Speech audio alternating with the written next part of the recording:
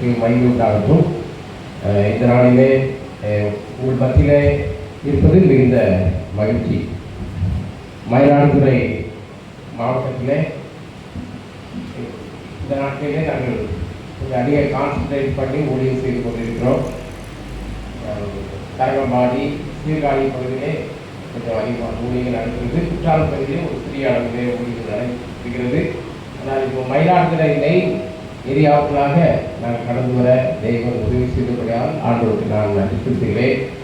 விசேஷமாக இந்த திருச்சிக்குரிய போதையா ஆர்ஜேஆர் செல்வம் ஐயா அவர்களோடு ஒரு தொடர்பை தெய்வம் கொடுத்தார்.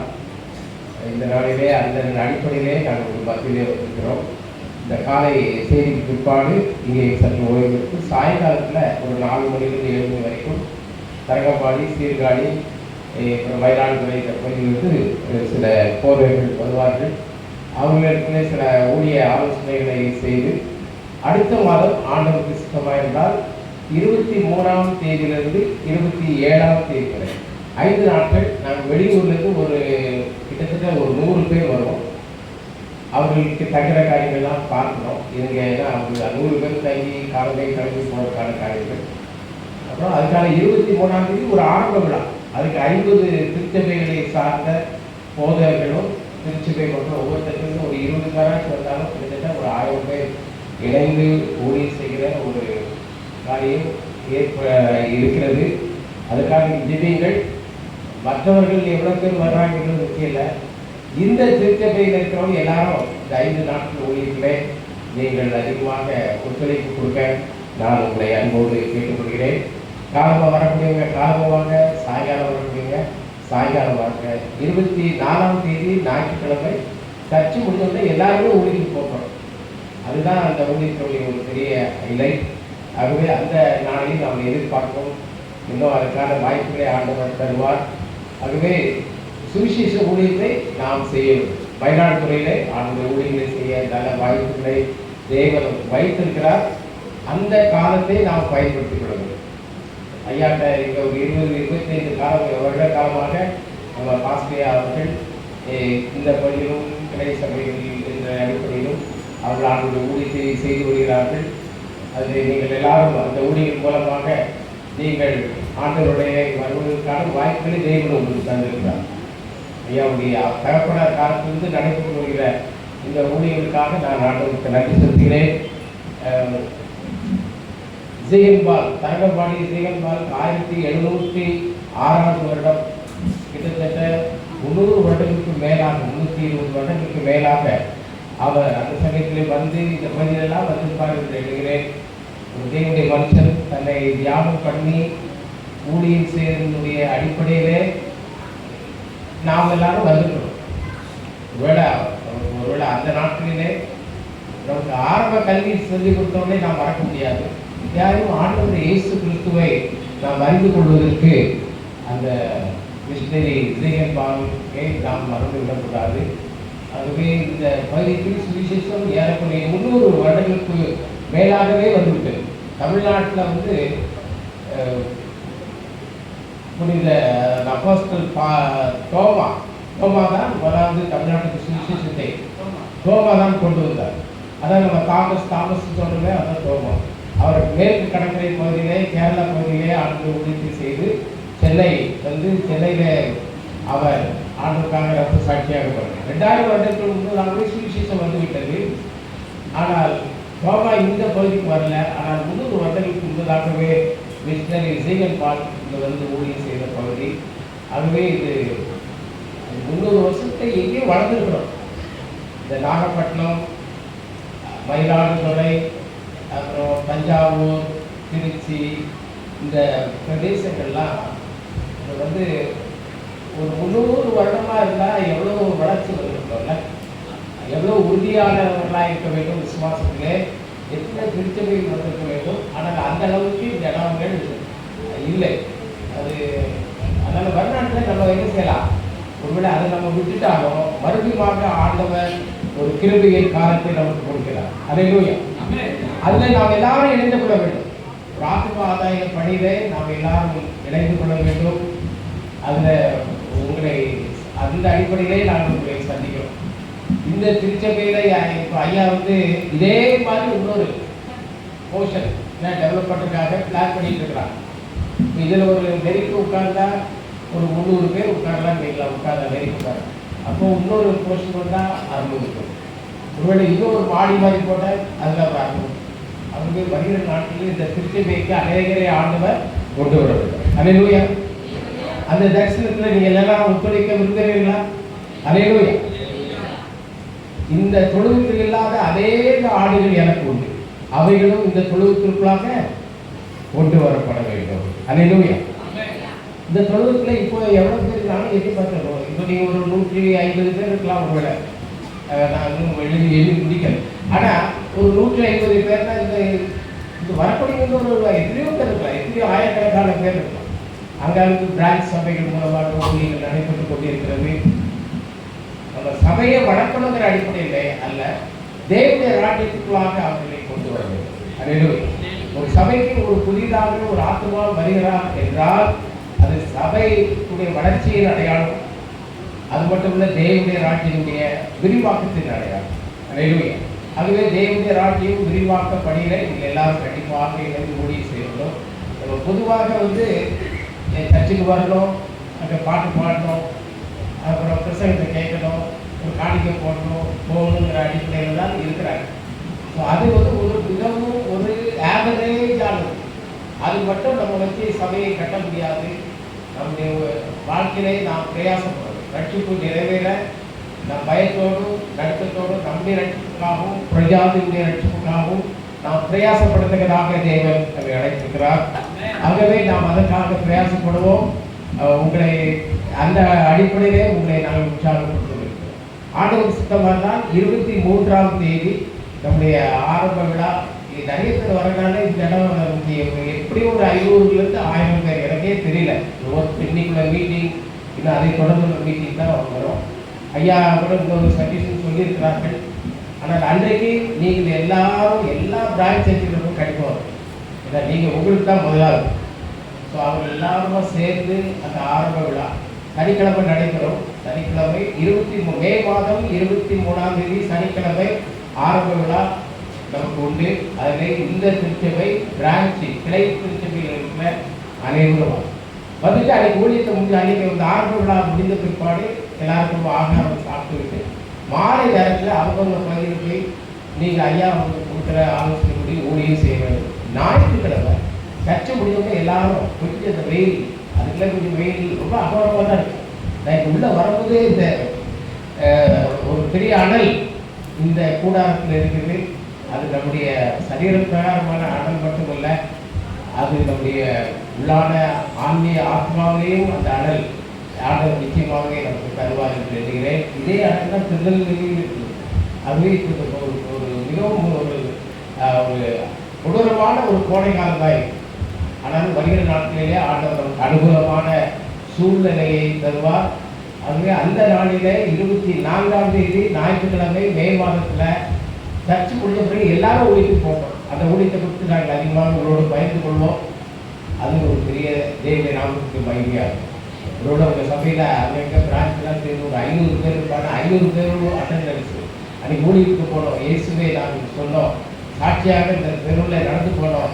இந்த சபையிலேருந்து வர்றாங்கன்னு எல்லாருக்கும் தெரியும். எங்களை பார்த்து நாங்களும் இந்த சபைக்கு வர்றோம்னு சொல்லியிருக்கிறாங்க அப்படின்னு ஜீவ வசனத்தை பிடித்து கொண்டு சுடர்களை போக நீங்கள் பிரகாசிக்கிற நீங்கள் என்று வேதம் சொல்லி ஆகவே ஜீவ வசனத்தை பிடித்துக் கொண்டு தெருவாக நம்ம போகணும். அதை ஜனங்கள் அறிந்து கொள்ளணும். ஆகவே அவ்விதமான ஊழியத்திற்கு நீங்கள் ஆயத்தப்படுங்கள். ஐயாவை நான் நேரடியாக பேசாமல் அவங்க பார்த்து பேசாவிட்டாலும் மாஸ்டர் சத்யூஸ் அவர்கள் அவங்களை இன்ட்ரடியூஸ் பண்ணாங்க. அவரோட ஃபோனில் நான் பேசும்போது மிகவும் உற்சாகமாக அவர் வரவேற்பு கொடுத்தார்கள். ஐயா அவர்களுக்கு என்னுடைய நன்றி வாழ்த்துக்களை நான் தெரிவித்துக் கொள்கிறேன். இந்த இயக்கமானது தமிழக மக்களுக்கும் இந்திய தேச மக்களுக்கும் சுவிசேஷத்தை அறிவிக்க வேண்டும் என்ற பாரத்தோடு நாங்கள் செய்து வருகிறோம். திருச்சபை மக்களை கொண்டு திருச்சபைகளை உயிர்ப்பிக்க வேண்டும், திருச்சபையில் வளர வேண்டும் என்ற திருச்சபை ஊழிய வளர்ச்சி திட்டத்தையும் இந்த ஊழியத்திலே வைத்திருக்கிறோம். ஆகவே வருகிற நாட்களில் நீங்கள் அந்த திருச்சபை வளர்ச்சி ஊழிய திட்டத்தில் இணைந்து செயல்பட நான் அன்போடு கேட்டுக்கொள்கிறேன். ஹல்லேலூயா. இந்த நாளில் நான் உங்களோடு பிரசங்கிக்க விரும்புகிற ஒரு டாபிக் என்னவென்றால் ஆவிக்குரிய திருச்சபையினுடைய அடையாளம். ஆவிக்குரிய திருச்சபையினுடைய அடையாளம். பொதுவாக பாரம்பரிய சபைகள் இது ஆவிக்குரிய சபைகள் என்று பொதுவாக சொல்கிறார்கள். நம்ம சொல்றோம் ஆவிக்குரிய இது ஆவிக்குரிய சபைகள், இது பாரம்பரிய சபைகள். இப்போ நம்ம அது நம்முடைய அவர்களுடைய செயல்பாடுகள், அவருடைய உற்சாகத்தை பொறுத்து நம்ம சொல்லுவோம். ஏதோ போறாங்க, 2 பாட்டு பாடுறாங்க, 6 முடிச்சு வந்துடுறாங்க. இங்கே அப்படி இல்லை, நாங்கள் ரொம்ப நல்லா ஒர்ஷிப் பண்ணுறோம், நேரம் பல விதமாக எங்களை ஊக்கப்படுத்துகிறாங்க, எங்கள் செய்தி இருக்கு.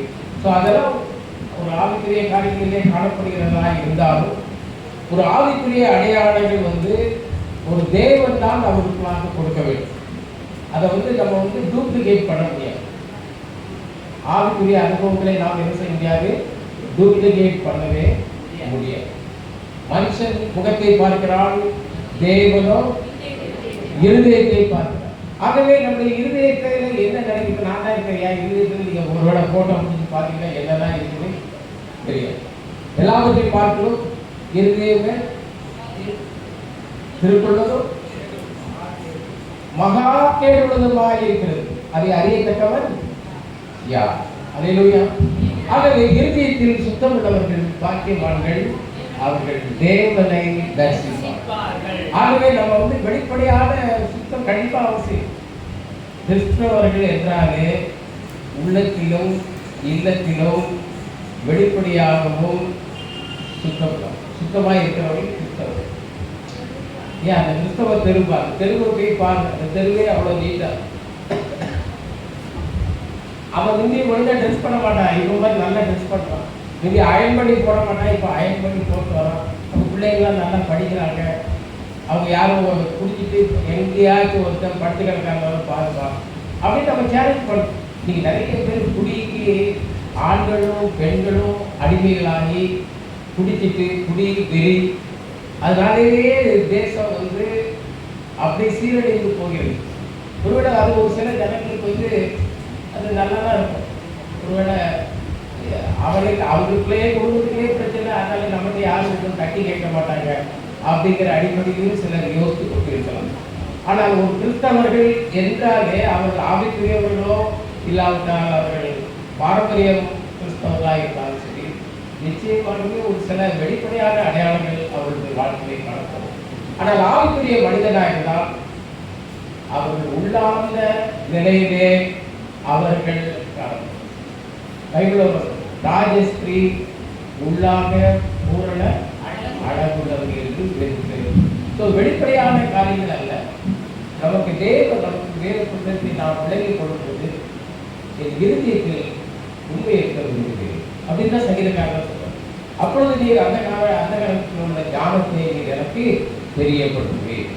இந்த நாட்களிலே உண்மையாகவே நாம் ஆவிக்குரியவர்களா இல்லாவிட்டால் இன்னும் ஆவிக்குரிய குணாதிசயங்களை நாம் பெற்றுக்கொள்ள வேண்டும் என்ற அடிப்படையிலே நாம் நிருபத்தில் இருந்தோம், சுவிசேஷ புத்தகத்திலே ஆண்டவர் சொன்ன காரியங்களில் இருந்தும் ஆண்டவர் படிப்பிக்கிற சில காரியங்களை நாம் சிந்திப்போம். வேகமாக நாம் சில காரியங்களை வைத்துக் கொள்ள நான் விரும்புகிறேன். ஒரு திருச்சபையுடைய அங்கத்தினர்கள் என்றால் அவர்கள் யார்?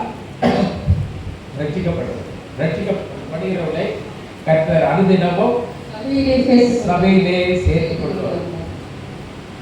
ரட்சிக்கப்படுகிறவர்களை கர்த்தர் அனுதினமும் சபையிலே சேர்த்து.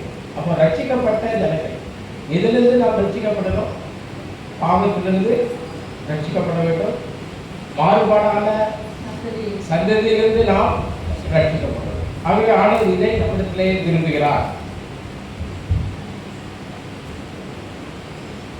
அப்போஸ்தலர் நடவடிக்கைகளை வாசிக்கும். மாறுபாடான இந்த சந்ததியை விட்டு விலகி உங்களை ரட்சித்துக் கொள்ளுங்கள். நீங்கள் ஒவ்வொருவரும் மனத்திரும்பி பாவம் மன்னித்திருக்கிறது இயேசு கிறிஸ்துவின் நாமத்தினாலே ஞானஸ்நானம் பெறுங்கள், அப்பொழுது பரிசுத்த ஆவியின் வரத்தை பெறுங்கள். நீங்கள் மனத்திரும்பி பாவம் மன்னிப்புக்கென்று ஒவ்வொருவரும் பாவம் மன்னிப்புக்கென்று இயேசு கிறிஸ்துவின் நாமத்தினாலே ஞானஸ்நானம் பெற்றுக் கொள்ளுங்கள், அப்பொழுது பரிசுத்த ஆவியின் வரத்தை பெறுவீர்கள். ஆகவே ஒரு ஆவிக்குரியவருடைய வாழ்க்கையிலே மிகவும் உண்மையாக காணப்பட வேண்டிய, உத்தமமாக காணப்பட வேண்டிய காரியங்கள் மனம் திரும்புதல், தேவனிடத்திலே மனம் திரும்பி அவன் தேவனிடத்திலிருந்து ஒரு பாவ மன்னிப்பை அவன் பெற்றுக்கொள்ள வேண்டும். அப்போதான் அவனுடைய கிறிஸ்துவ வாழ்க்கையை ஆரம்பிக்கிறது. எந்த ஒரு மனுஷனுக்காக ஒரு மெய்யான மனம் திரும்புதல் இருக்கிறதோ அவனுடைய பாவங்களை தான் தேவன் மன்னிக்கிறார். அல்லேலூயா. அவனுடைய வாழ்க்கையில் இருந்தது, அவன் வாழ்க்கையில தான் உயிர் இருக்கு. ஒரு முருங்கை மரத்தை வைக்கிறோம், உளுத்து போன முருங்கை கட்டையை கொண்டு வச்சா வருமா? அது உயிர் இருந்தாலும் அதுல ஒரு பச்சை இருந்தாலும் அது ஒரு கழிவு வரும். இன்றைக்கு நம்முடைய வாழ்க்கையை சம்டைம்ஸ் கட்டைக்கு கட்டையா இருக்கா, உளுத்து போன ஒரு கட்டையாக வரும். அது ஒண்ணுமே கலரு, அதுல ஒரு இலை வராது, ஒரு கழிவு விடாது, அதுல எந்த பிரயோஜனமும் இல்லாததான் உண்டு. ஆண்டவர் இந்த நாட்டிலே ஆதி அப்போஸ்தலருடைய காலத்திலே அவர் பிரசங்கித்த முக்கியமான செய்தி ஒரு மனம் திரும்புதல். அதுக்கு பழைய பாட்டில் நிறைய வசனங்கள். அப்ப தன் பாவங்களை மறைக்கிறவன் வாழ்வடைய மாட்டான், அவைகளை அறிக்கை செய்து விட்டு விடுகிறவன். ஆகவே மன திரும்புதல் அங்கே அவசியம். சங்கீதக்காரன் 51ஆம் சங்கீதத்தை சொல்வது, தேவனே பாவியாக அவர் சொல்லும் பொழுது, ஆண்டவரே என் மேல் திரும்பியாய் உடைய மிகுந்த இரக்கத்தின்படி என் மீறுதல்கள் நீங்க என்னை சுத்திகரிக்கிறீர்கள். அந்த வசனத்தை 51 வாசிங்க.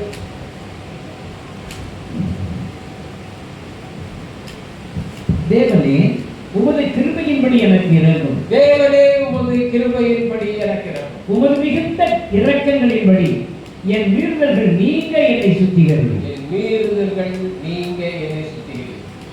அப்போ உம்முடைய கிருபைகளின்படி எனக்கு இரங்கும், என் மீறுதல்கள் நீங்க என்னை சுத்திகரிக்கிறீர்கள். ஒருவேளை நம்ம திருப்பி அதை செய்யறது கிடையாது, ஆனாலும் அவ்வப்போது நம்முடைய வாழ்க்கையிலே காணப்படுகிற தவறுகளுக்காக நாம் மனம் கசந்து தேவனிடத்திலே நாம் செய்வோம். இன்னைக்கு பொதுவாக திருச்சபைகளில் காணப்படுகிறது என்னவென்றால், நான் போகலாம் இருந்தேன், எனக்கு அப்படி இருந்துச்சு இப்படி இருந்துச்சு, இயேசுநாதரை நான் ஏற்றுக்கொண்டேன், ஞானஸ்தானம் எடுத்தார். ஆனால் ஆண்டவர் மேல ஒரு விசுவாசம், இயேசுநாதர் தான் கடவுள், அவர் தான் கடவுள், மற்ற காரியங்கள்லாம் விட்டு வந்துடுறாங்க. ஓகே, தவறான காரியங்கள் அவர்களுடைய பிற காரியங்களை அவர்கள் வழிபடாமல் இயேசு கிறிஸ்து தான் பெரியார கடவுள் என்று அறிக்கை செய்து அவர்கள் திருச்சபையிலே அங்கத்தினராக இருக்கிறார்கள்.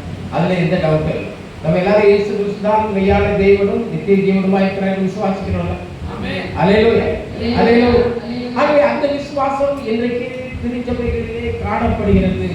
அதற்காக நான் ஆண்டவரை ஸ்தோத்திரிக்கிறேன். ஆனால் என்ன மாறல அப்படின்னா, வேத புத்தகத்துல வாசிக்கிறோம், உங்கள் மனம் புதிதாக இருந்தனாலே மறுரூபம் ஆகும்.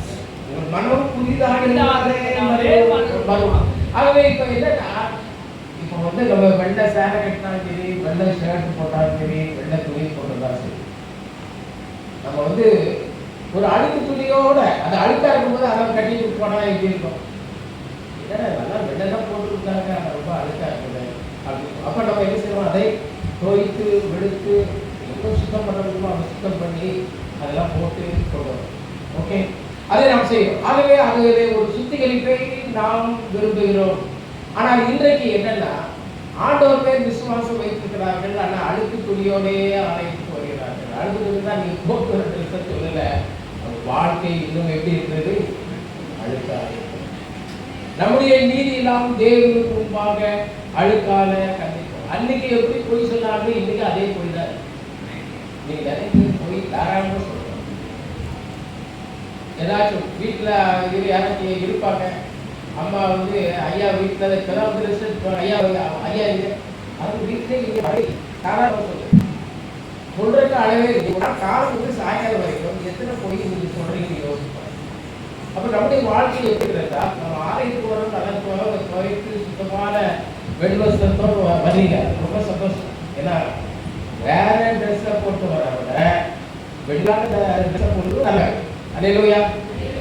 ஆனா ஒயிட் ஷர்ட் போட்டுக்கிட்டாங்க, கடவுளுடைய ராஜ்யத்துக்கு போயிடலாம். நீங்க நிறைய அரசியல்வாதிகள் ஒயிட் போடுறாங்க, பெரிய ஆட்லாம் பணக்காரங்களாம் ஒயிட் போடுறாங்க. அப்படியெல்லாம் எல்லாருமே போட்டோம். கடவுள் இல்லைங்கிறவங்க நிறைய பேர் ஒயிட் போட்டான். ஒயிட் வந்து எல்லாரும் விரும்புகிற காரியம். ஆனால் ஒயிட் போடுறது நல்லது. நீங்கள் வந்து எல்லாரும் கலர் கலராக இருக்கிறோட ஒயிட் போட்டுருவாங்க, எல்லாரும் கவர். ஆனால் ஒயிட் ஷர்ட்டோ ஒயிட் சாரீ கட்டினால கடவுள் ராஜ்யம் போக முடியுமா? போக முடியுமா? எஸ்ஸா இருக்கும், போக முடியாது. ஆடைகளில் இல்லை. ஆனால் போடுறது, ஆனால் நீங்க ஆமாம், ஆனால் போடுவது ஒயிட் போடுவது அதை வந்து கலர் ட்ரெஸ்ஸாக போட்டுட்டு நீங்கள் ஆளுக்கு போடுறதுக்காகவும் ஒயிட்டு போட்டு வர்றது ரொம்ப நல்லது. ஆனால் இது ஒரு ஆவிக்குரிய ஒரு குணாதிசயங்களோட ஒரு சின்ன ஒரு இதுதான் சொல்கிறேன். அதை நம்ம வச்சு பெருசாக சொல்லணும், பெருசாக சொல்லணும். ஒரு சமயத்தில் ஒரு ஊழியக்காரன் ஜெனரலாக வந்து ஒரு ஜிப்பா மாதிரி ஒயிட்டாக போட்டுருப்பாங்க. அப்படிதானே பாஸ்டர்ஸ்லாம் கூட நம்ம மெடிக்கல் செக்டரில் உள்ள பாஸ்டர்ஸ்லாம் நம்ம ஒரு காலம் ஜிப்பா போட்டு ஒயிட்டாக வருவாங்க. இவர் ஊழியக்காரர் விஷயத்தில் ஒரு பைபிளை எடுத்துக்கிட்டு ஒரு வீட்டுக்கு போகிறார். வீட்டுக்கு போயிட்டு அவர் வந்து அது எதுக்காக போகிறார் என்றால், அந்த இவர் வந்து ஊழியக்காரர் கிடையாது. ஆனால் ஊழியக்காரருடைய வேஷம் தரித்தவர். நல்ல போட்டுட்டா கையில் பைபிள். நம்ம என்ன செய்வோம்? ஒயிட் அண்ட் ஒயிட்டில் ஒரு ட்ரெஸ் போட்டுட்டு கையில் பைபிள் வச்சுட்டு போனால் நம்ம என்ன நினைப்போம்? நல்ல ஊழியக்கார், அவ்வளோதான். நல்ல ஊழியக்கார் போனால் அப்படின்னு நல்ல சபையில் அது ரொம்ப ஒயிட் கூட ரொம்ப நல்ல சபையை சேர்ந்தவங்க கூட அவங்க கூட நினைக்கலாம். ஆனால் இவர் எதுக்காக போயிருக்கிறார் என்றால், அந்த நாளில் அந்த வீட்டுக்காரர் வந்து அவர் ஏதோ அவருடைய சம்பளமோ ஏதோ ஒரு ரிட்டையர்மெண்ட் வைக்கிறதோ ஏதோ ஒரு தொகையை பேங்க்ல இருந்து எடுத்துட்டு வச்சிருக்காரு. மகளுடைய கல்யாணத்துக்காக ஒரு 70,000 இதை ஒருத்தர் நோட் பண்ணிட்டார். இந்த பணத்தை எது செஞ்சதும் புடுங்கி விட வேண்டும். கடைசியில் அவர் வர்றாரு வீட்டுக்கு. வீட்டில் வந்து ஊழியக்கார மாதிரி ஏதாவது வார்த்தை யோகப்படுறது பார்த்து பாட்டு பாட வச்சு நிறைய பேர் மயங்கி போயிடுறாங்க. அதெல்லாம் இனிமேல் மயங்கிறாங்க. ஓகே, அதுதான். அப்போ ஐயா நாங்கள் இன்னைக்கு நைட்டு நான் கொஞ்சம் நாளைக்கு காலையில் போயிடுவேன். அது ஒரு லேட்டாக இருப்பேன். நான் வந்து கொஞ்சம் நேரம் வெளியே நான் படிச்சுட்டு போகும்போது உங்களுக்கு சொல்லிட்டு போயிடுறேன் அப்படின்ட்டு வெளியே நான் இவங்க வந்து உள்ள படிச்சுன்னா ரொம்ப அதெல்லாம் கேட்டுருக்காங்க. அந்த வீட்டில் இது நான் வந்து வெளியே படிச்சுக்கிறேன், திண்ணையில் படிச்சுக்கிறேன். நான் போகும்போது நான் உங்களுக்கு சொல்லிட்டு போயிடுறேன். அதிகாலையே போக வேண்டி இருக்கணும் என்று சொல்லி. ஆனால் நடந்ததில்லை. ராத்திரி மிட்நைட்டில் கதவு கட்டுறாரு. அவங்களும் ஒரு என்ன சொல்கிறது, அதை ஒரு சாதாரண எண்ணத்தோடு ரொம்ப யோசிக்காம ஒரு குழந்தை மனதோடு கதவு திறந்துறாரு. ஏன்னா இவர் வந்து என்ன சொல்லியிருக்காரு, நான் போகிறதுக்குள்ள போகும்போது கதவை தட்டி உங்களுக்கு நான் வந்து உங்களுக்கு சொல்லிட்டு போகிறேன். சொன்னால் உள்ளுக்குள்ள வராரு. உள்ளுக்குள்ள வந்த உடனே ஒரு பெரிய ஒரு பெரிய அருவான கையில் எடுக்கிறாரு. எடுத்துட்டு பேங்க்ல இருந்து எடுத்து கொண்டு வந்த பணம் எங்கே அப்படின்னு சொல்லி பணத்தை இப்படி போயிட்டாரு. இதுதான் ஒளியின் பிள்ளைகளுடைய ஒளியின் தூதனுடைய வேஷத்தை தரித்தது. இது நிறைய திருச்சபை மக்கள் அவர்கள் ஆவிக்குரியவர்கள் என்று அவர்கள் தங்களை சொன்னாலும் அவர்கள் ஒளியின் தூதனுடைய வேஷத்தை தரித்தவர்களாக அநேக ஜனங்கள் இருக்கிறார். அதில் நம்ம இருக்கக்கூடாது. அந்த லிஸ்ட்ல நம்ம இருக்கக்கூடாது. சொல்லாங்க, நீ உயிருள்ளவன் என்று வேதத்தில் வாசிக்கிறோம். நீ உயிருள்ளவன் என்று பெயர் கொண்டிருந்தாலும் அதுல செத்தவனாய் இருக்கிறார். பார்த்தாங்க எவ்வளவு சீக்கிரமாக ரொம்ப நல்லா கிறிஸ்தவங்க. அவங்க பேர் என்ன? கிறிஸ்டோபர். இவங்க பேர் என்ன? யோவா. இவங்க பேர் என்ன? யாக்கோப்பு. இவங்க பேர் என்ன? எலிசபெத், மரியா. அடே அப்பா, இதை விட நல்ல பேர் இருக்கு. என்ன அருமையான பேர் அப்படின்னு. ஆனா அவங்க வாழ்க்கை எல்லாமே மாயமானமாக போய் திருட்டு தேவனுக்கு பிரிவுகளாக அனைத்து காரியங்களும் இன்னும் கொஞ்சம் நாள் இன்னும் போனா பாரம்பரியமான கிறிஸ்தவ வாழ்க்கையில இன்னும் நிறைய பேர் நாள் பார்க்குறாங்க. நிறைய பேர் என்ன செய்றாங்க, நாங்கள் எங்கள் பிள்ளைகளுக்கு நாளே பார்க்கறது இல்லை அப்படின்னு சொல்றவங்க யாராவது இருக்கீங்களா? கை கொடுங்க. நாங்கள் நாள் பார்க்கறது இல்லை, நட்சத்திரம் பார்க்கறது இல்லை, அப்புறம் எதுவும் எழுதுவாங்க. இது ஜாதகம் எழுதுறது. ஜாதகம் எழுதி யாரெல்லாம் வச்சிருக்கீங்க, அதெல்லாம் யாரும் ஆண்டவரை அறியாத ஜாதகம் எழுதுறீங்க. ரைட். இப்ப இருக்கு ஜாதகம். நான் உங்களை என் உள்ள கையில். நம்ம ஜாதகம் யார் கையில இருக்கு? ஆண்டவருடைய கையில இருக்கு, நம்ம கையில இல்லை. அல்லேலூயா. நம்முடைய ஜாதகம் ஆண்டவருடைய கையில். அவர் நம்மை வரைந்திருக்கிறார், உள்ள கையில் வரைந்திருக்கிறார். ஜாதகத்தை எழுதி வச்சிருக்கோமே, இந்த நாளில் போய் கூரை வீசணும் ஏற்று. ஓகே, இனிமேல் யாரும் ஜாதகம் பார்க்கணும். அஞ்சனம் பார்க்கிறவர்கள், குறி சொல்லுகிறவர்கள், நாள் பார்க்கிறவர்கள், இவர்கள் எல்லாரும் தேவனுக்கு அருவருப்பானவர்கள். இது மோசமான அனுப்பா. இவன் அங்க எங்க போயிட்டு கிளிட்ட போய் ஜோசியம் பார்க்கறான், அவன்கிட்ட போய் ஜோசியம் பார்க்கறான், அங்க போய் ஜாதகம் எழுதுறான். அவன் சொல்லுவான் நல்ல காலம் வருது, அவனுக்கே ஒரு நல்ல காலம் இல்லாம தான் அவன் போயிட்டு ரோட்ல நல்ல காலம் வருதுங்கிறான், அவனுக்கே நல்ல காலம் இல்லை. அப்போ நீங்கள் இந்த பிரபஞ்சத்துக்கு ஏற்ற ஒத்துழையாமல் தேவனுடைய நன்மையும் பிரியமான சித்தம் இன்னதென்று அறியும்படியாக உங்கள் மனம் புதிதாக இருக்கிறாரே மறுபடியும். அல்லேலூயா. நீங்கள் உண்மையாகவே கிறிஸ்துவுடன் கூட எழுந்தது உண்டானால் கிறிஸ்து தேவனுடைய மருந்து பாசத்தில் வீட்டில் மேலானவர்களை நாம் தேட வேண்டும். அல்லேலூயா. நாம் சொல்லுவோம், ஆண்டவரே நான் ஒரு மெய் கிறிஸ்தவனாக இருக்கிறதாக என் இருதயத்தை உண்மையான மனது. உண்மையாகவே இந்த திருப்பதியை சார்ந்தவர்கள் அவங்க போய் சொல்ல மாட்டார், பிறர் பொருளை அவர்கள் இச்சிக்க மாட்டார்கள், எந்தவித தவறான காரியங்களுக்குள்ளாக அவர்கள் கடந்து செல்ல மாட்டார். அது நம்ம வாழ்க்கையில காரணம். அநேக திருமணங்கள் அங்கே நான் திருநெல்வேலியில் இருக்கிறவங்க அக்ரிகல்ச்சர் லேண்டில் அந்த உதவி செய்கிற ஒரு அம்மா சொல்கிறாங்க, அது ஒரு பெடிகாஸ்ட். ஏன் அந்த அந்த பாஸ்டுடைய மகன் ஒரு பிள்ளைய அங்கே கூட்டிகிட்டு போயிட்டான் அப்படின்னு அந்த அம்மா சொல்லுது. பொருளாதாரியான ஒரு அம்மா சொல்லுது, அந்த ஃபாதருடைய மகன் அப்படின்னா நிறைய காரியங்கள் அப்படிலாம் இருக்குது. பெற்றோருடைய அனுமதி இல்லாமல் பிள்ளைகள் மற்றவர்களோடு தொடர்பு கொண்டு வெளிநாட்டு கலாச்சாரம் வேறு, அவங்களே விட்டுறாங்க.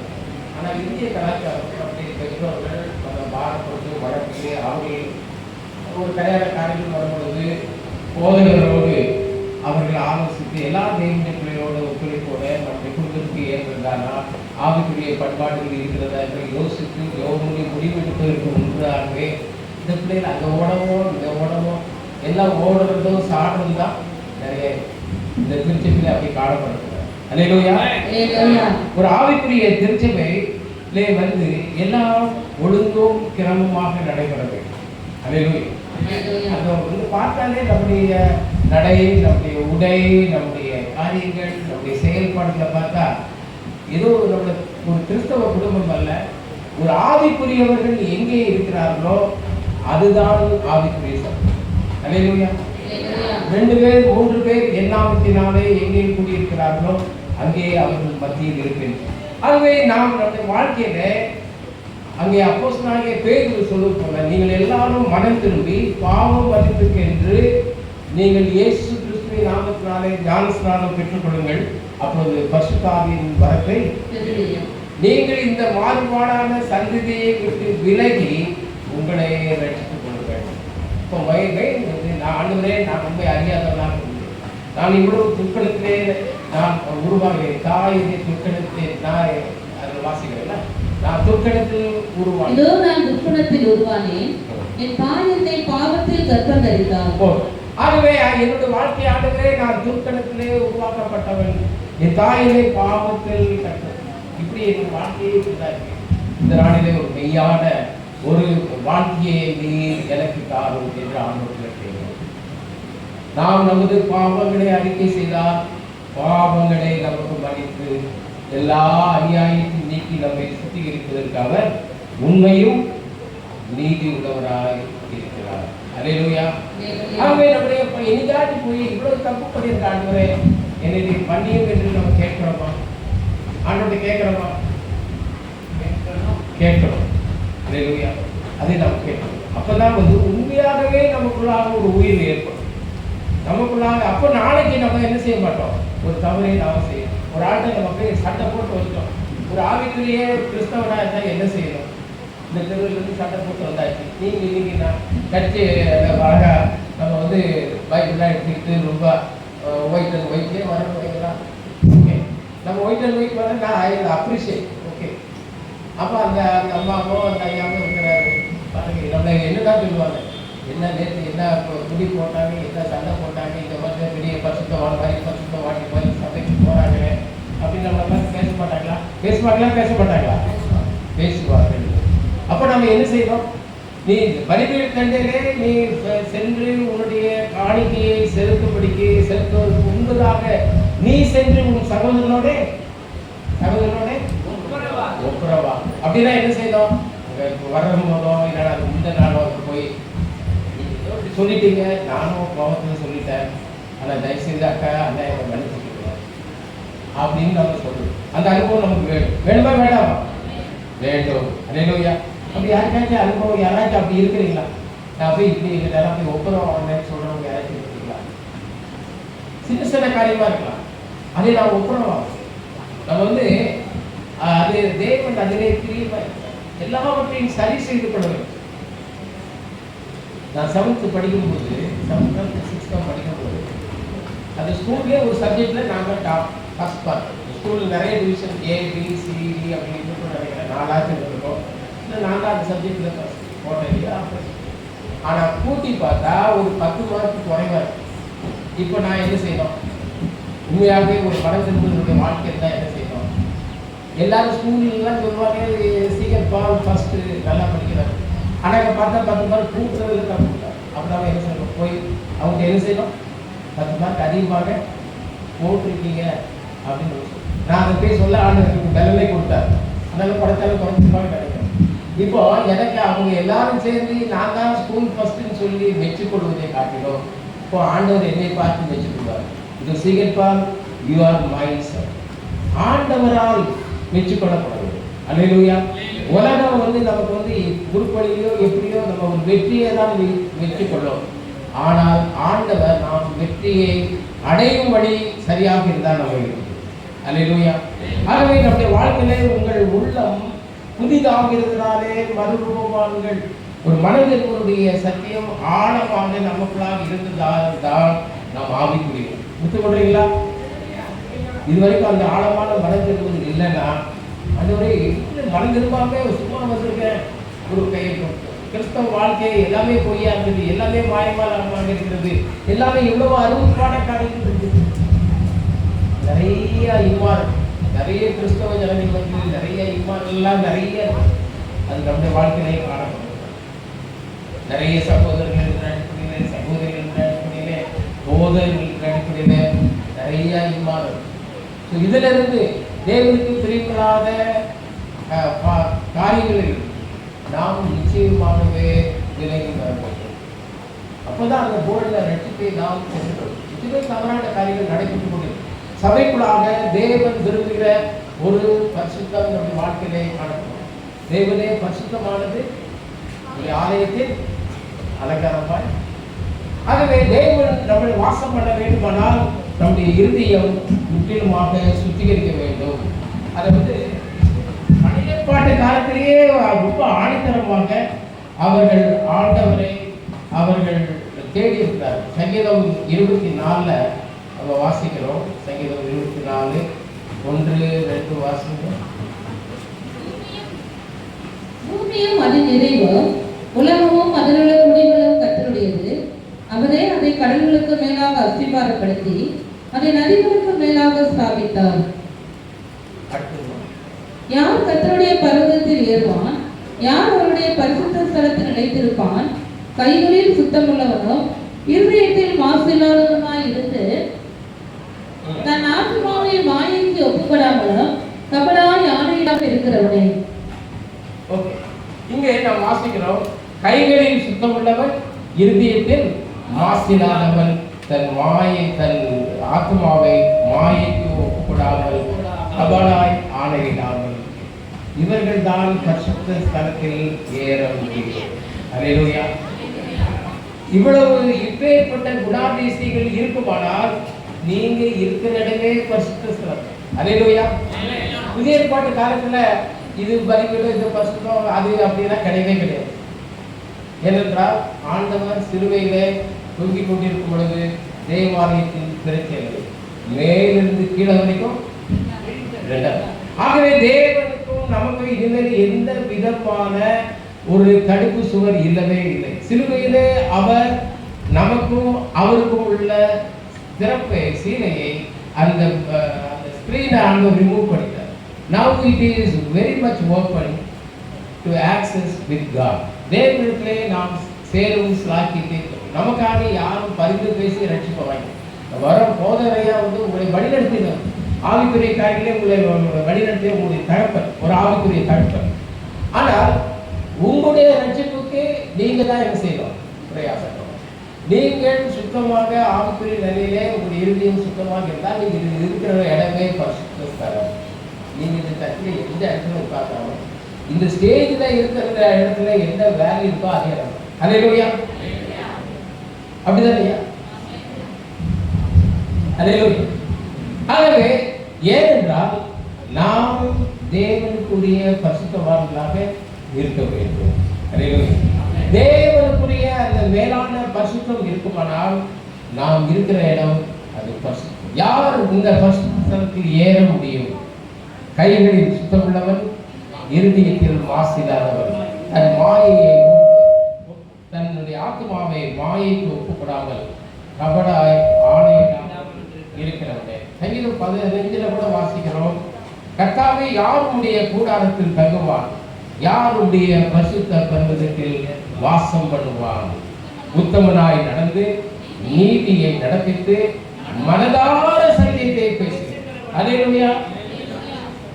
என்னுடைய வாழ்க்கையில நான் பெரிய பரிசுத்தவான் இல்லை, ஆனாலும் எனக்கு உண்மை பேசுறதுல ரொம்ப உண்மையா பேசணும். நான் சொல்றது 100% கரெக்டா பேசணும் அப்படின்னு நான் ரொம்ப யோசிக்கிறேன். அதனாலே சில ஸ்டேட்மெண்ட்டை கரெக்டா எனக்கு சொல்ல விட முடியும். இங்கே தான் போயிட்டு வந்தேன்னா இங்கே தான் போயிட்டு வந்தேன், இந்த பஸ்ஸில் தான் ஏறினேன், இந்த பஸ்ஸில் தான் ஏறினேன். அதை எதுவுமே அதை திருச்சி அதை பரட்டி அப்படிலாம் சொல்லக்கூடாது, கரெக்டாக சொல்லணும். எத்தனை பேருக்கு மீட்டிங் வந்தாங்க அப்படின்னா, இப்போ 50 பேர் வந்தால் 50 பேர், 500 பேர் வந்தால் 500. ஆகவே இது தேவன் விரும்புகிற ஒரு காரியம். உத்தமமாய் நடந்து நீதியை கண்டித்து மனதார சத்தியத்தை பேசுகிறவர்களே அவர் தன் நாவினால் புறமுறாமலும் தன் தோளுக்கு தீங்கு செய்யாமலும் தன் அயலாமையில் சொல்லப்படும் நிந்தையான பேச்சை எடுக்காமலும் ஆகாதவன் அவன் பார்வைக்கு கீழ்ப்பானவன், கர்த்தருக்கு பயந்தவர்களையோ கனம் பண்ணுகிறான். ஆணையத்திலே தனக்கு நஷ்டம் உண்டாகும் தவறாக இருக்கிறான். தன் பணத்தை வட்டிக்கு கொள்ளாமலும் குற்றமில்லாமல் விரோதமாய் இருக்கிறான். இப்படி செய்கிறவன்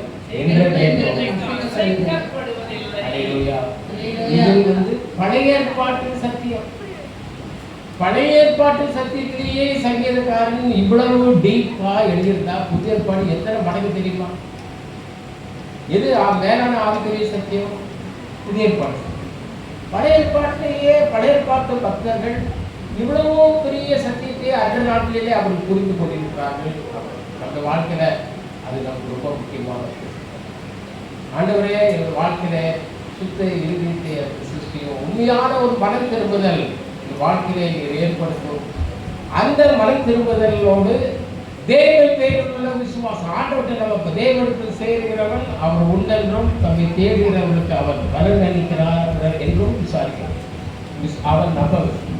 இந்த நம்ம ஆண்டவருக்கு மனம் திரும்பும் போது ஆண்டவராக இயேசு கிறிஸ்துவை நாம் ஏற்றுக்கொள்ளும் பொழுது நம்முடைய உள்ளான நிலையிலே ஒரு பெரிய மாறுதல். கிறிஸ்தவம் இன்னைக்கு உள்ள சவால் என்னவென்றால், நமக்கு எல்லாருக்கும் தெரியும் சகைவு. சகைவு யாரு? ஒரு ஆயக்கார். ஆயக்காரன்னா என்ன அர்த்தம்? வரி வசூல் பண்றோம். வரி வசூல்னா உங்க வீட்டுக்கு உங்களுக்கு அரசாங்கத்துக்கு நீங்க போய் 10,000 ரூபாய் கொடுக்கணும், எனக்கு ஒரு 2,000 ரூபாய் கொடுத்துருங்க, நீங்க 2,000 ரூபாய் கொடுத்தா போதும் அப்படின்னு கூட இருந்திருக்கலாம். ஆகவே அவன் அநியாயமா நிறைய காரியங்களே அவன் சம்பாதித்திருக்கான். ரொம்ப கடினமா நடந்துட்டான். இப்போ ஆண்டவர் போய் நீங்க தப்பு தவறெல்லாம் அவனுக்கு சுட்டி காமிக்கவே இல்லை. அவன் இயேசுவை பார்க்க வேண்டும் என்று விரும்பினான். அதுக்காகவே இந்த காட்டியத்தை மரத்திலேயே உட்கார்ந்து பார்த்துட்டு கொண்டிருக்கிறான். ஆண்டவர் அவனை பார்த்து, சகைவே நீ சீக்கிரமாக இறங்கி வா, நாம் இன்றைக்கு ஒரு வீட்டில் தங்க வேண்டும். அவ்வளவுதான் சொல்றாரு. அவன் குடும்பத்திலே அறிவுறான். ஆண்டவரும் சகையமாக வீட்டுக்கு போறாங்க. எவ்வளவு ஒரு பெரிய பாக்கியம் அவர் கிடைச்சிருப்பாங்க. இயேசுவை பார்க்க வேண்டும் என்று நாம் விரும்பினால் வாழ்க்கையில ஒரு பெரிய பிரிவிலேஜே நாம் விரும்பினாலே அவ்வளவு பெரிய ஆசீர்வாதம். அப்படியானால அவரை ஏற்றுக்கொண்டாலே எவ்வளவு பெரிய ஆசீர்வாதம். நீங்க நிறைய பேருக்கு தெரியுது, அவருடைய நாமத்திலே விசுவாசம் உள்ளவர்களாய் அவரை ஏற்றுக்கொண்டவர்கள் எத்தனை பேர்களோ அத்தனை பேர்களும் தேவனுடைய பிள்ளைகளாக அதிகாரம்.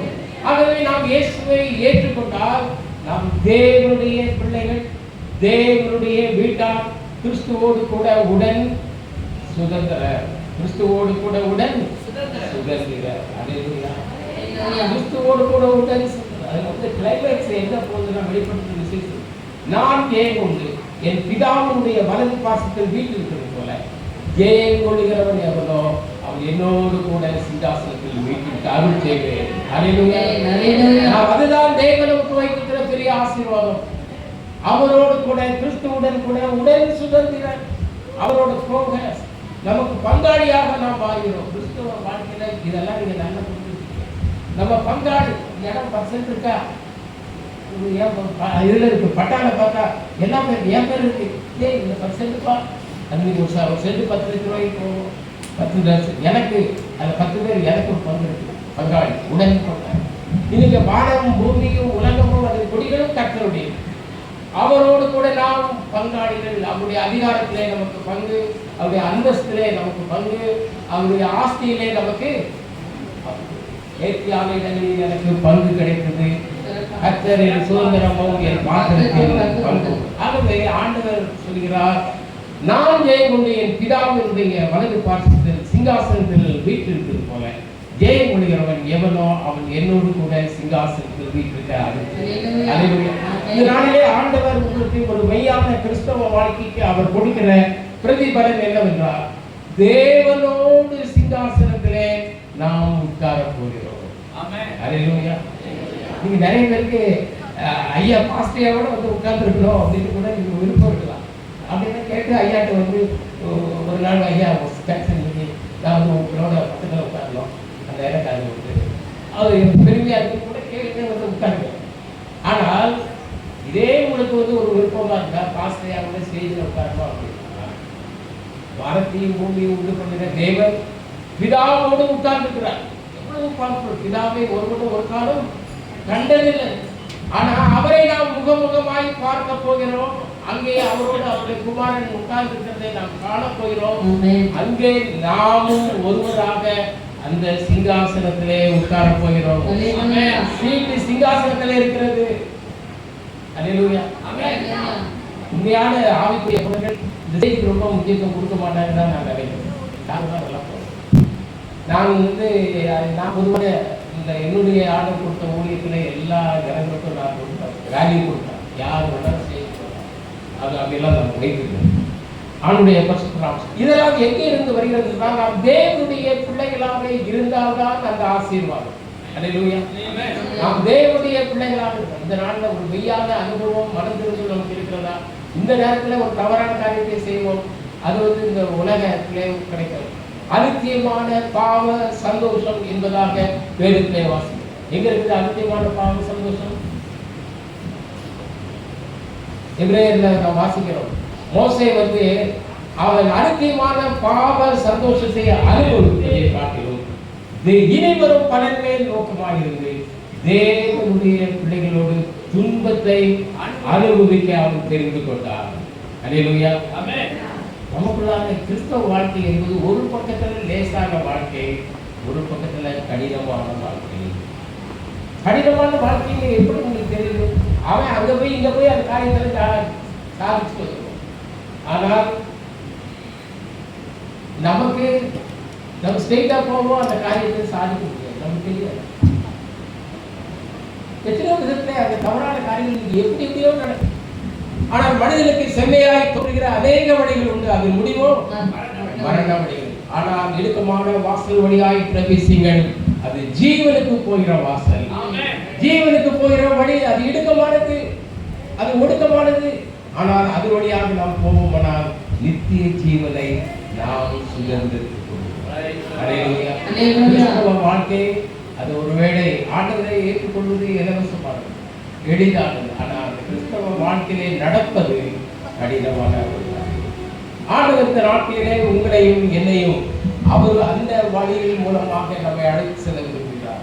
அதுதான் சிலுவையிலே அவர் நமக்காக ஏற்படுத்தின அவருடைய பரிசுத்த ஸ்தலத்தில் நாம் பிரவேசிப்பதற்கு அவர் தமது மாம்சமாகிய திரையின் மூலமாய் புதிதும் ஜீவனமான மார்க்கத்தை அவர் ஏற்படுத்தியிருக்கிறார்.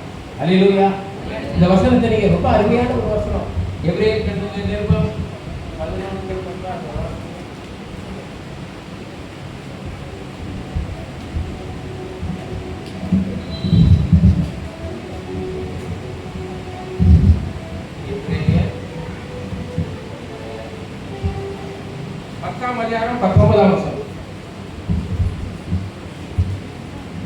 ஆகையால் சகோதரரே, நாம் பரிசுத்த ஸ்தலத்தில் பிரவேசிப்பதற்கு இயேசுவானவர் தமது மாம்சமாகிய திரையின் வழியாக புதிதும் ஜீவனமான புதிய மார்க்கத்தை நமக்கு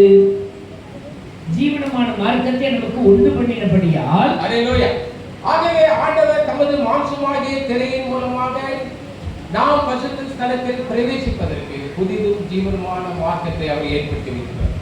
ஆகவே இயேசு கிறிஸ்துவின் மூலமாக தான் நமக்கு ரட்சிப்பு. ஆண்டவராகிய இயேசு கிறிஸ்து எனக்காக சிலுவையிலே மரித்தார். ஆகவே அதற்கு அடையாளமாக என்னுடைய பாவ மனிதன் சிலுவையிலே அறையப்பட்டிருக்கிறார். நீங்கள் கிறிஸ்துவுடன் கூட மரித்ததுண்டானால் அவரோடு கூட நாம் எழுப்பப்பட்டவர்களாகிறோம். ஆகவே பாவத்திற்கு நாம் மரித்து நீதிக்கு பிழைத்திருக்கிற அனுபவம் தான் கிறிஸ்துவ. உண்மையாகவே நம்ம போலாங்க இந்த பாவத்திற்கு மரித்த, பாவத்திற்காக சிலுவையிலே அறையப்பட்ட ஒரு ஸ்ட்ராங் எக்ஸ்பீரியன்ஸ் அனுபவம் நமக்கு தேவை. மெய்யான நீதியிலும் பரிசுத்தத்திலும் தேவனுடைய சாயலாக சிருஷ்டிக்கப்பட்ட புதிய மனுஷனை கிறிஸ்தவ வாழ்க்கை ஒரு ஆவிக்குரிய திருச்சை என்பது நம்முடைய வஸ்திரங்களில் அல்ல, வெளி தோற்றங்களிலே அல்ல, ஆனால் புதிய மனுஷனை நாம் தரித்துக் கொண்ட அனுபவம் நமக்கு தேவை. அல்லேலூயா.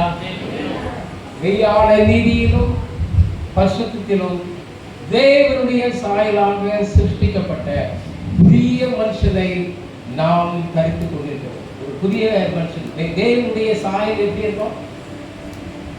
அதுல மெய்யான நீதி இருக்கும், அங்கே பரிசுத்தம். இது ரெண்டு. தேவனுக்கு பிரியமானவைகளை செய்வது தேவனுடைய நீதி, தேவனுக்கு பிரியமில்லாத காரியங்களை விட்டுவது அது தேவனுக்காக பரிசுத்தம். அல்லேலூயா. இது எனக்கு வேண்டவே வேண்டாம். ஒருவேளை திருமணத்துக்காக வர்றாங்க, மாப்பிள்ளை நல்லா சம்பாதிக்கிறாரு, பேங்க்ல வேலை செய்யறாரு, இல்லாட்டி துபாயில இருக்கிறாரு, குவைட்ல இருக்கிறாரு, அமெரிக்காவில் இருக்கிறாரு, கனடாவில் இருக்கிறாரு, மாசம் 5 லட்சம் ரூபாய் சம்பாதிக்கிறாரு, அந்த வீடு இருக்குது, கார் இருக்குது. ஆனால் அவருக்குள்ளாக தேவ பக்தி இல்லை. அவர் இயேசுவை கடவுளாக ஏற்றுக்கொள்வதில்லை. ஆனா எங்க குடும்பத்தை நேசிக்கிறாரு, என்னை விரும்புகிறார் அப்படின்னு ஒரு வந்தா, இந்த மாப்பிள்ளை அவருக்கு பிடிச்சிருக்கா? மாப்பிள்ளை இருக்காரு, நல்ல சம்பளம், நல்ல வீடு, பெரிய இதெல்லாம் ஒன்றும் எந்த தப்புலாம் பட்டதில்லை. ஆனால் இயேசுவை கடவுளாக நம்புறோம். அப்படின்னா நம்ம என்ன செய்ய போறோம்? நம்முடைய வாழ்க்கையில அவன் தேவனற்றவன், தேவன் இல்லை என்று மதிகடன் கண்ணீர் சொல்லி அவர்கள் தேவனற்றவர் மனுஷன் வாழ்க்கை என்னதான் இருந்தாலும் செய்யணும். அல்லேலூயா. வேதாகம புத்தகம் சொல்கிறது, நான் சொல்கிறேன், அவர்கள் துன்மார்க்கர்களுடைய செல்வ திரட்சியை பார்க்கிறோம், நீதிமானுக்குள்ள கொஞ்சமே நல்லது. அவன் கொள்ளையடித்து வச்சிருக்காப்பா, எல்லாருக்கும் ஆளுக்கு 10,000 ரூபாய் கொடுக்குறான். அவன் பணமா இல்ல, எங்கேயோ கொள்ளையடித்து வச்சிருக்கான், அவனுடைய நீதியம். ஆனா இவங்க கஷ்டப்படுறாங்க, 1000 ரூபாய் அவங்க சம்பாதிக்கிறதுக்கு அவங்க எவ்வளவு கஷ்டப்படுறாங்க எனக்கு தெரியும். உண்மையான ஜனங்க அவன் கையிலெல்லாம் பெருசா ரூபா இருக்கு. தேவன் அதை மெச்சுக்கொள்ளும். தேவனுடைய சாயல் என்பது தேவனுக்கு பிரியமில்லாத காரியங்களை நாம் விட்டுவிட வேண்டும், அவைகளை நாம் வெறுக்க வேண்டும். அவர்கள் தான் ஆவிக்குரியவர். அல்லேலூயா. இல்ல நம்ம சும்மா எல்லாம் நம்ம நல்லா ட்ரம் அடிக்கிறோம், உற்சாகமா பாடுறோம், அல்லேலியா சொல்றோம். இந்த அல்லேலியாவுக்கும் ஆமேனுக்கும் ஆண்டவர் வந்து இறங்கி வருகிற தேவன் அல்ல. அதுக்காக அல்லேலியா போட்டதுல விட்டுறாங்க. நல்ல அல்லேலியா சொல்லணும், நல்ல ஆமேன் சொல்லணும். உற்சாகமான பலிகளிலே தேவன் பிரியமா இருக்கிறார். உற்சாகமாக ஆண்டவரை நாம் தொழுது கொள்ள வேண்டும். ஆனால் நம்முடைய வாழ்க்கை மாறாமல் உற்சாகமாக இருந்தாலும் அந்த மாதிரிலாம் போய் சேர. ஆண்டவர் சொல்கிறார், இந்த ஜனங்கள் தங்கள் உதடுகளினால் என்னை கனம் பண்ணுகிறார்கள், இவர்களுடைய உள்ளமோ எனக்கு தூரமாக இருக்கிறது. நம்ம யோசித்து பார்ப்போம். இங்கே வந்தால் நல்லா அலைங்க போடுறோம், நல்ல சந்தோஷமா பாடுறோம், ஒர்ஷிப் பண்ணுறோம், சார் ஓகே, இதில் எந்த தவறு கிடையாது, இதை நல்லா செய்யும். ஆனால் என் இருதயத்தில் அக்கிரம சிந்தை கொண்டிருப்பேன். தேவன் எனக்கு செவிகொடா. என் இருதயத்தில் அக்கிரம சிந்தை கொள்வேனானால் தேவன் எனக்கு செவிகொடா. இது எந்த சங்கீதத்தில் 119 இருக்கிறது. அதை எடுத்து நீங்க வைத்து அப்படி நம்முடைய வாழ்க்கையிலே தேவனுக்கு பிடித்தமில்லாத காரியங்களை வைத்துக் கொண்டு நாம் தேவனுக்கு ஒரு பிளேட்ல அதில் ரொம்ப நமக்கு பழைய ஸ்வீட் இருக்கு. சில ஸ்வீட் ரொம்ப விட்டு போய் நூலாம்படை விட்டுருக்கோம். சில ஸ்வீட்லாம் அப்படியே நீங்கள் வச்சுட்டீங்கன்னா என்ன கெட்டு போயிடும்.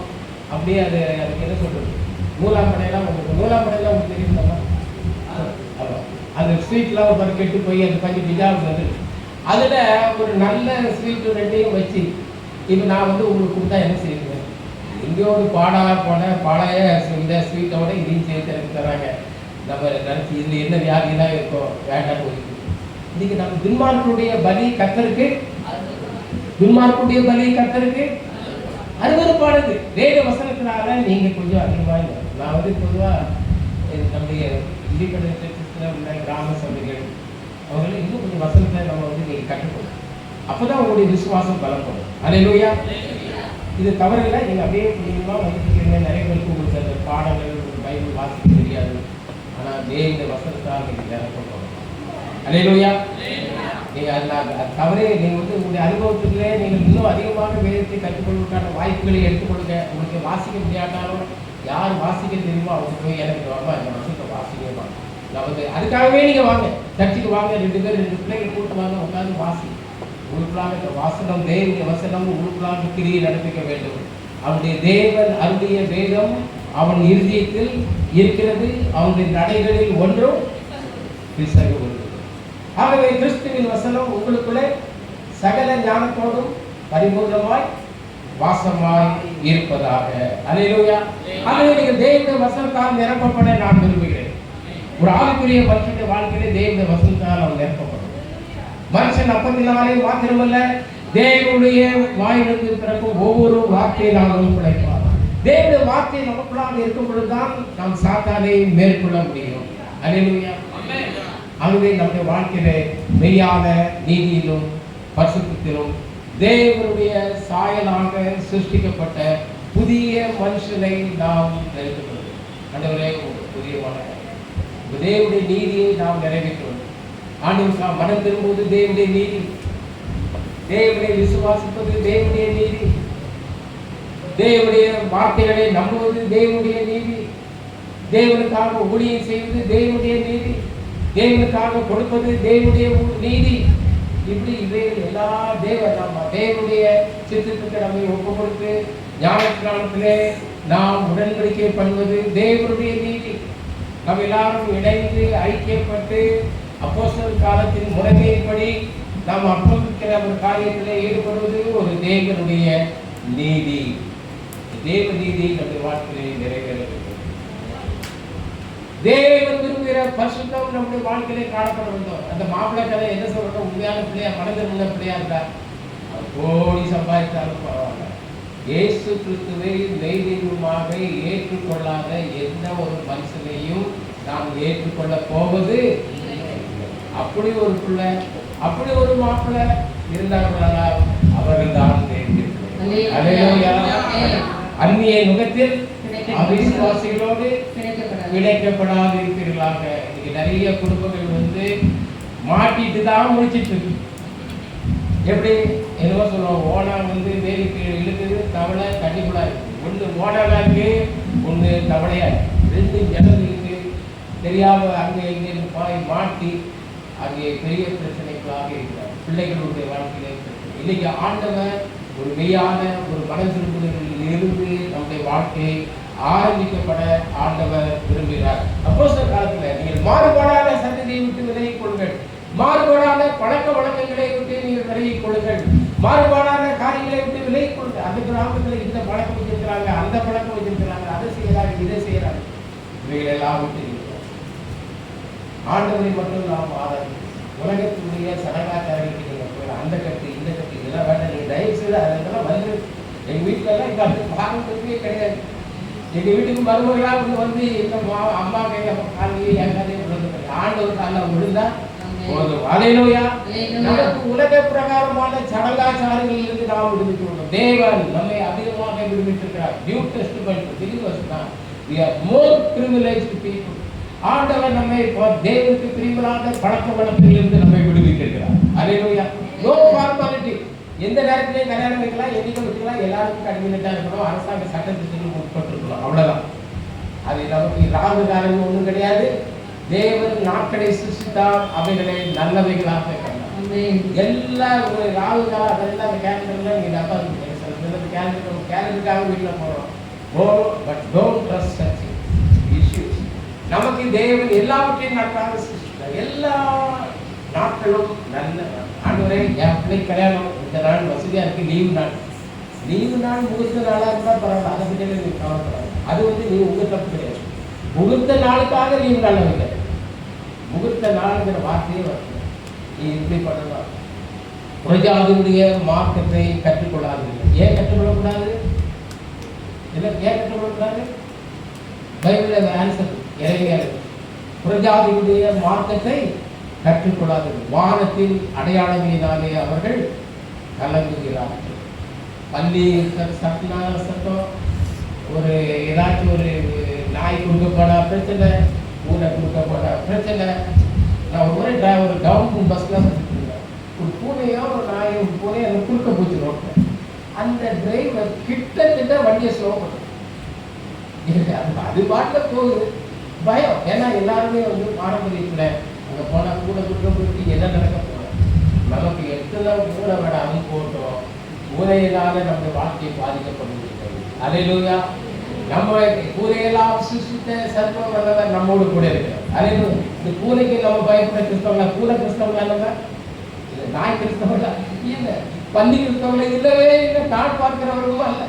எல்லா நாளும் கிறிஸ்துவ ஆண்டவர் நம்ம இந்த பாவம் மரணம் என்கிற பிரமாணத்திலிருந்து ஆண்டவர் நம்மை விடுவிடுதலையாக்கிறார். அல்லேலூயா. ஆவிக்குரிய கிறிஸ்தவன் பாவம் மரணம் என்கிற பிரமாணத்திலிருந்து அவன் விடுவிக்கப்பட்டவனாய் இருக்கிறான். எதை குறித்து அவன் கவலைப்பட வேண்டியதில்லை. நாளை குறித்த நட்சத்திரங்கள் பூமி நிலை மாறினாலும் மலைகள் சாய்ந்து நடு சாய்ந்து போனாலும் அதன் பெருக்கினால் பர்வதங்கள் அதிர்ந்தாலும் நாம் பயப்படுவோம். அல்லேலூயா. நாம் பயப்படுவோம்.